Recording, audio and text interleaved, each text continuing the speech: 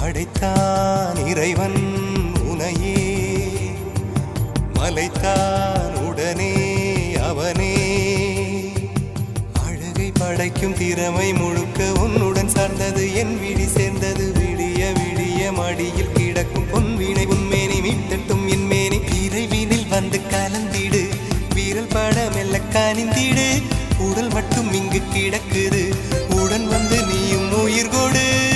பல்லவன் சிற்பிகள் அன்று பண்ணிய சிற்பத்தில் ஒன்று, பெண்ணென வந்தது இன்று சிலையே.